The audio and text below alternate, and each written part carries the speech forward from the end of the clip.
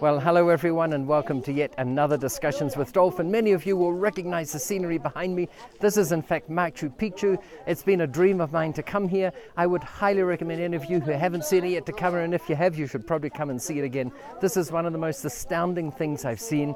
This is of course high up in Peru. We're at about 8,000 feet elevation. Yesterday we're a lot higher. We're at 11,500 feet. I tell you what, the air gets thin there and your body notices it when you try to do some strenuous activity like climbing even higher. And the interesting thing about Machu Picchu, of course, is that this is where a civilization used to live. It is so remote, you wonder how they got everything here.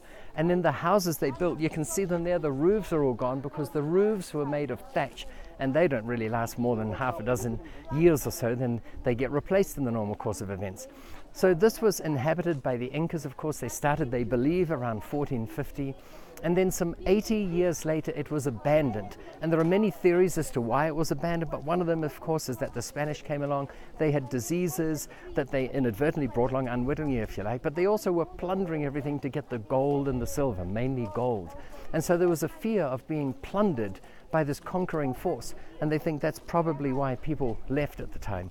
But be that as it may, the quality of construction of these homes is such that after having been abandoned for the better part of 400 or 500 years, they are still sitting there, the stones, in exactly the same way they were 400 or 500 years ago. And the tolerance between each stone and the next one is just absolutely astounding. You do wonder, with the construction techniques we use today, whether they will last 500 years. In some places that I've invested in, I know that once a house gets around 50, 60 years old, it has exceeded its useful life and it is torn down and replaced by a new one. Not in all cases, of course. Sometimes you get homes. I've lived in a home that was more than 100 years old and there was a quaint charm about it. And even then we said, hey, they did pretty well. They had different construction techniques, of course, to what we would use today. No upright joists and then drywall. They had those slats and then plaster that they would put on it. So that was all different. That changes. But I am astounded that these structures here, some of them 2 stories high, are still standing in exactly the same way as they were. In fact, one of the Caucasians, if you like, who was credited with rediscovering this place, Hiram Bingham, from 1913, he took photos of himself in some of these structures, and then you go and have a look at these photos in the exact location where he took them, and nothing has changed in over 100 years, even though they've been at the whimsical whatever of the elements here. So full credit to them in this remote location, thousands of feet up high in the mountains here. You can see how sharp the peaks are around here. It is not the easiest place to get things to. In fact, they had about 500 people living here.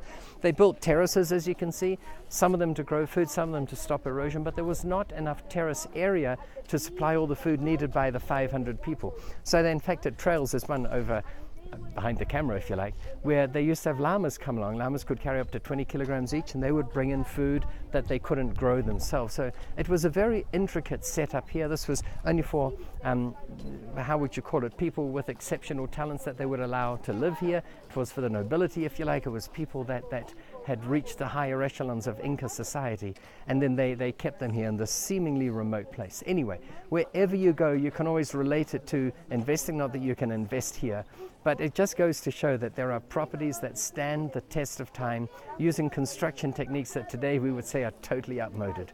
Anyway, that's all we've got time for today. Hope you're having a great day. I certainly am. Look forward to seeing you again. In the meantime, as always, successful investing. Thank you.